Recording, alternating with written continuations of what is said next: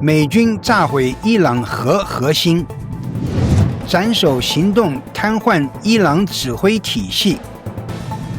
，3000精锐美军空降中东，以军全面进攻，这国大难临头，16国围堵中共，中俄伊间谍成最大隐患。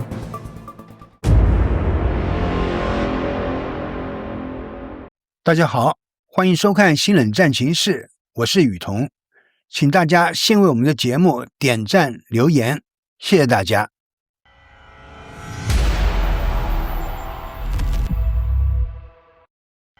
目前美以联军继续对伊朗保持高压态势，最新消息显示，美军空军对伊朗布希尔的一处地下铀浓缩设施直接出手，空袭把这地方彻底摧毁了。布希尔可不是随便一个地点，它是伊朗核能力的核心节点。这一打直接让伊朗核活动受挫。换句话说，美伊冲突已经升级到了非常敏感的军事打击阶段。此次行动并非临时起意。4天前，美国空军6架 C5M 超级银河运输机就已经悄悄抵达中东，运来了隶属于美军陆军第160特种作战航空团的 MH-47G 和 MH-60M 直升机，支援三角洲部队等特种部队在伊朗境内执行与铀浓缩设施相关的任务，可见美军完全是有备而来。另外，根据 X 平台流出的画面显示，当地时间3月22至23日，以色列国防军 IDF 与美军对伊朗境内多个战略目标发动了大规模联合空袭，空袭范围覆盖德黑兰、伊斯法罕、大不里士等关键城市和军事设施，行动摧毁了伊朗大量导弹库存及无人机基地。德黑兰甚至因炼油厂爆炸出现罕见黑色酸雨，当地民众形容现场宛如末日。画面显示，伊斯法罕陆军航空基地、大不里士警察情报指挥中心首先传出连环爆炸，浓烟滚滚，遮天蔽日。以色列军方公布的视频显示，一处地下弹道导弹储存基地被击中，超过100枚导弹发生连锁殉爆，造成数百名伊朗革命卫队成员伤亡，经济损失估计逾10亿美元。3月22日深夜，伊朗胡奇斯坦省阿瓦士市伊斯兰革命卫队总部同样在一轮精准空袭中被彻底摧毁。没有试探，没有铺垫，美以联军一出手就是直指核心，精确制导炸弹，几乎点名打击，牢牢锁定伊朗南部最关键的军事指挥中枢。大楼瞬间坍塌，指挥链被切断，通讯系统陷入混乱，南部防务体系在短时间内遭到重创。阿瓦士的重要性不只是一个城市那么简单，这里是伊朗南线的核心枢纽，兵力集结、后勤调配、情报汇总、战场指挥几乎全部在这里完成。一旦这个节点被摧毁，等同于整条南线作战体系被截断，运转能力大幅下降。此外，伊朗驻扎 F-5 虎2战机的第4战斗机中队基地也遭重创。伊朗在该区域的航空作战能力与弹药储备近乎瘫痪。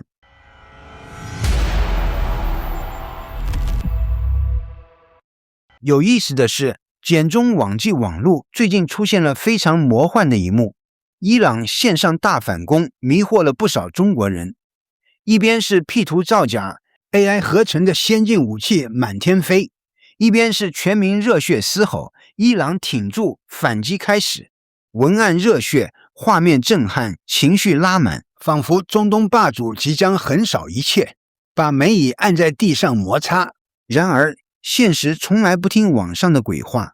战争不是喊口号，不是 P 视频，也不是靠键盘撑起来的英雄主义。一到真刀真枪的战场，所有包装都会被瞬间撕掉。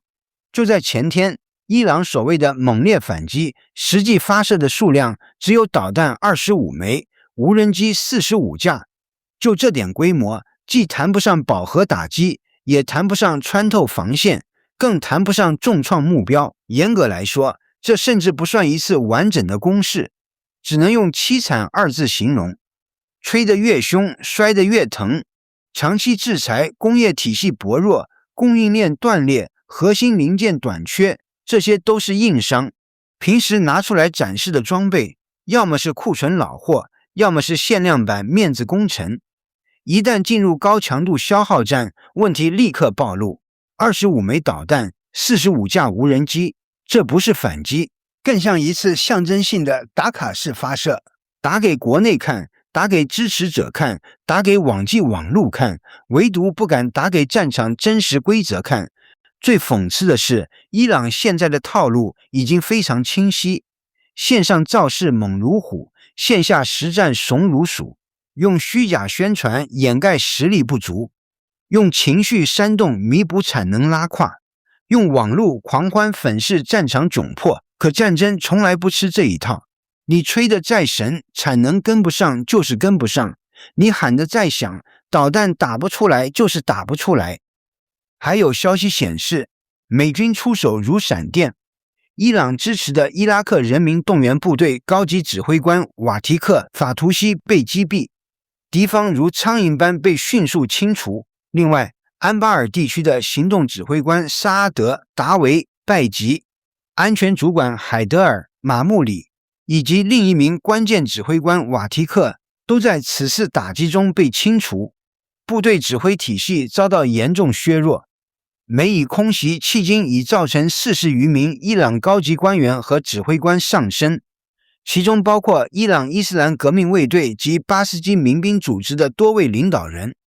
这已经不是普通意义上的军事冲突，而是典型的斩首式打击，目标不是消耗，而是直接瘫痪对方的指挥系统，让其在短时间内失去组织能力。哪怕伊朗随后发动导弹与无人机反击，在指挥中枢受损的情况下，其打击效率与协同能力都不可避免地被削弱。值得关注的是，当地时间2026年3月23日，美国总统川普在白宫接受记者采访时直言不讳，美国与伊朗的谈判本质上就是政权更迭。据 CNN 报道，川普在佛罗里达州棕榈滩向媒体透露，美伊周末讨论后，美国和伊朗已经达成15点共识，其中包括德黑兰承诺不发展核武，而且他明确表示，谈判对象已经不是旧政权。这等于公开宣告，伊朗现有当局已被美国排除在外。目前，伊朗的态度早已卑微至极，迫切希望达成协议，而美方只给了5天倒计时。这是停止打击电力和能源设施的最后窗口。私下里，他们急于谈判，但在官方场合仍维持没事的姿态。但川普一句话戳破了表象，伊朗的基础设施已几乎被摧毁，内部信息难以传达，只能靠嘴硬撑门面。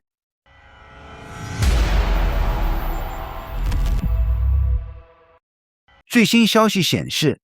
美国陆军第82空降师的3000多名士兵已经搭乘 C-17A 环球霸王3运输机抵达中东。过去几天，包括游骑兵、特种作战部队、海军陆战队特种作战部队在内的美军精锐部队也已经陆续部署到中东地区。这些部队预计将参与地面作战，以确保关键海上通道的安全。分析指出，第82空降等精锐重点可能落在几个关键岛屿上：大通布岛、小通布岛以及阿布穆萨岛。这些岛都掌握着霍尔木兹海峡的出入口，谁控制了它们，谁就掌握了波斯湾的交通命脉。大通布岛和小通布岛由伊朗霍尔木兹干省管辖，而阿布穆萨岛则位于海峡西口，对整个地区安全影响巨大。与此同时，美国驻联合国大使麦克沃尔兹周日接受 CBS 采访时透露，美国的盟友开始态度转变，正在准备支持重新开放霍尔木兹海峡。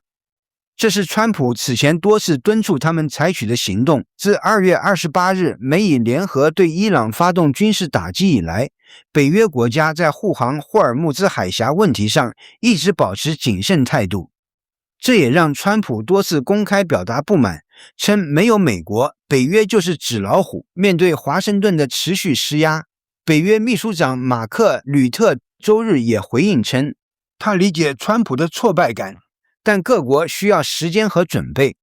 他强调，起初对伊朗的打击没有预先通知，有充分理由，但现在大家正在齐心协力，确保霍尔木兹海峡的安全通行。据吕特介绍，自上周四以来，包括北约成员国在内的22个国家已经采取实际行动，确保海峡的安全航行。他指出，相关部署正在逐步落实，包括做什么、什么时候、在哪里3个核心问题，都在稳步推进，以回应美国的号召。值得注意的是，沃尔兹还透露，日本首相高市早苗已承诺投入部分海军力量，参与护航霍尔木兹海峡的行动。这显示国际社会正开始积极配合美国，防止海上通道受阻。历史学家维克多·戴维斯·汉森指出，伊朗政权正面临前所未有的危机。如果美国坚持当前军事行动，现政权很可能在数周内迅速倒台。这一判断并非空穴来风，而是基于各方实际行动。欧洲国家虽起初袖手旁观，但现在已开始悄然支援。海湾产油国则明确压住美国，采取驱逐伊朗外交官、拦截导弹、加大投资等措施。甚至以往批判美国军事行动的媒体，也不得不承认美军打击成效显著。同时，美国派出的 A-10油猪攻击机和阿帕奇直升机已自由出入伊朗领空，验证了伊朗防空能力已严重削弱。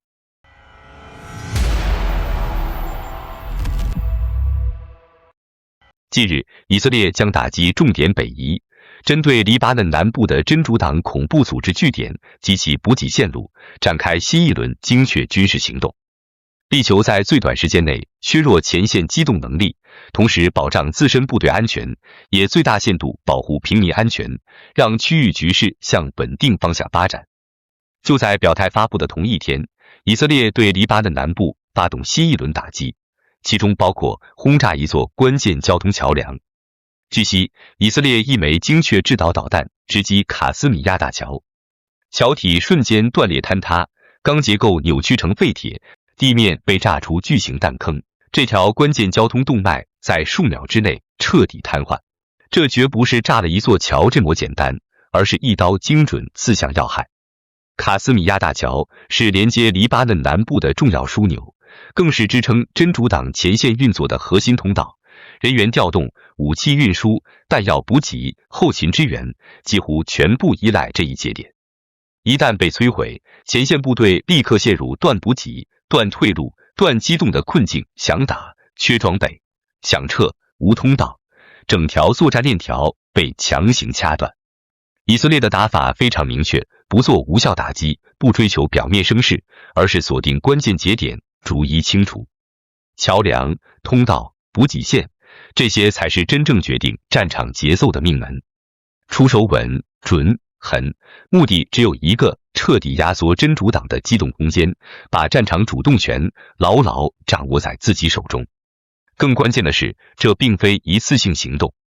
一方已明确释放信号，后续将持续打击交通通道、据点和补给体系。这种系统性削弱的打法，本质上不是短期震慑，而是长期消耗，让对手在资源被切断的情况下，逐步失去持续作战能力。对真主党而言，局面正在迅速恶化。即便口头上保持强硬，一旦补给链被破坏，再强的火力也难以持续，再高的战役也难以兑现。战场天平开始倾斜，局势正向更加不利的一侧滑动，而影响也不会局限于战场本身。桥梁被毁，意味着交通中断、物资受阻、人员流动受限，伤员难以转移，补给难以进入，战火的冲击将迅速外溢至普通民众生活，区域紧张程度随之全面上升。这一击改变的不只是战术态势，更是在撕开原本脆弱的平衡结构。冲突正在从局部摩擦走向更深层次的对抗，回旋空间被不断压缩。现实已经很清楚，双方都没有退让的迹象。以色列不会停手，真主党也难以轻易退场，黎巴嫩则被动卷入更深的冲突漩涡。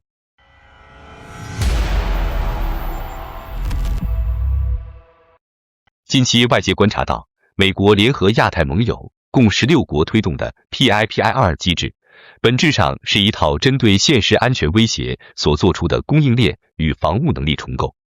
要知道，过去10几年，中共在区域内持续扩张军力，强化导弹与无人作战体系，同时通过产业链掌控关键环节，已经让周边国家在安全与经济上形成高度依赖与不对称风险。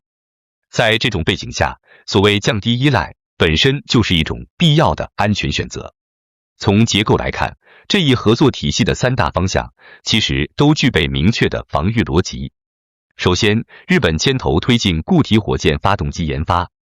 这个领域确实涉及导弹技术，但同样也是现代防御体系不可或缺的一环。无论是拦截系统还是威慑能力，都依赖这一基础。将相关能力分布在区域内部，是为了避免在关键时刻受制于人，而不是主动寻求冲突。其次，无人机技术的共享与协同生产。无人机在当代战争中的作用，早已从进攻工具扩展为监视、预警与防御体系的重要组成部分。建立区域协同能力，本质上是提升态势感知与防御效率，让潜在风险更早被发现，而不是放任不确定性升级。第三，在菲律宾建设弹药生产设施，这一安排看似敏感，但从防务角度来看，是典型的前置保障。任何有效的防御体系都需要稳定、可持续的补给能力。将生产与补给适度前移，目的在于提高应对突发冲突的能力，而不是制造冲突本身。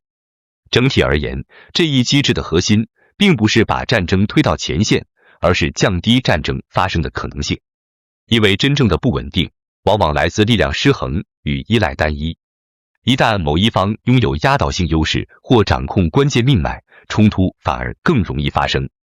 相反，当区域内形成相对均衡、透明且具备自我防护能力的体系时，误判与冒险的空间才会被压缩。从这个角度看，16国的合作并不是简单的军事结盟，而是一种现实主义的安全安排。在面对中共这一持续增强的军事与产业双重影响力时，各国选择通过协同来降低自身风险。当供应链更加分散，防务能力更加均衡，区域协同更加紧密，真正被强化的并不是冲突的概率，而是避免冲突的能力。很多人会把这样的布局解读为紧张升级，但换一个角度看，这恰恰说明区域国家已经不再寄希望于单方面克制，而是开始建立一种更稳固的安全基础。而这种基础本身就是和平的一部分。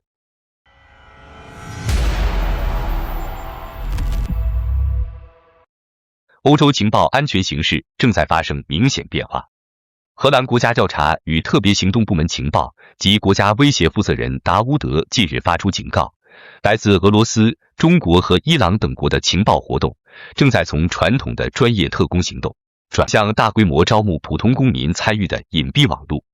据 Politico 披露，这种转变使得执法机构面对的对象不再是训练有素的间谍，而是一些原本毫不起眼的普通人。这些人往往通过网络被接触，以金钱报酬或简单任务的形式被吸引，从而卷入间谍或破坏活动。达乌德形容这类招募方式极具隐蔽性，不会有人留下来自俄罗斯或来自伊朗的标记，有时只是简单一句给你5000欧元去纵火，要不要？这一警告的背景是欧洲近年来频繁出现的破坏活动、间谍行为以及虚假信息传播行动。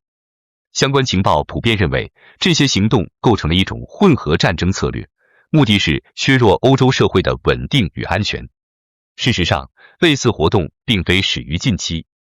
早在2018年，荷兰就曾驱逐4名试图渗透国际化学武器监管机构的俄罗斯军事情报人员。但自俄乌战争爆发以来，这类行动的频率与规模明显上升，手段也更加多样化与分散化。为应对这一趋势，荷兰已大幅收紧法律框架，并成立专门执法团队。根据新规，即便不涉及机密信息，只要向外国政府提供信息或协助相关行动，也可能构成刑事犯罪。由达乌德领导的团队正是负责执行这一扩展后的反间谍体系。他指出，与过去由情报机构直接执行任务不同，如今越来越多行动由外包方式完成，普通民众因金钱、刺激或其他动机，自愿承担这些高风险任务。这种模式大幅增加了执法难度，也使安全威胁更加难以预判。欧洲多国已开始加强公众警示，例如德国在近期发起媒体宣传，提醒民众不要成为被利用的一次性工具。荷兰则通过法律与执法双重手段，试图提高干预成本，从源头遏制类似行为。尽管俄罗斯仍是最受关注的主要威胁来源，但欧洲情报机构同时指出，中国与伊朗相关活动同样值得警惕。一个引发广泛关注的案例发生在今年9月，达乌德所领导的团队参与逮捕了2名年仅17岁的青少年。检方指控他们受与俄罗斯有关的黑客组织指使，试图利用 Wi-Fi 嗅探器设备绘制海牙关键地点的网路流量图，其目标包括加拿大驻荷兰大使馆以及欧洲刑警组织和欧洲司法机构的办公地点。这一案件凸显出当前情报活动的新特征：参与者往往并非职业间谍，甚至没有犯罪前科，而是在不完全了解后果的情况下，被卷入复杂的国家级对抗之中。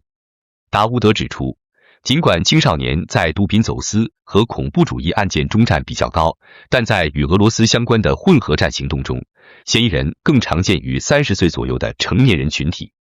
这表明此类招募策略覆盖面广，且针对不同人群采取不同方式。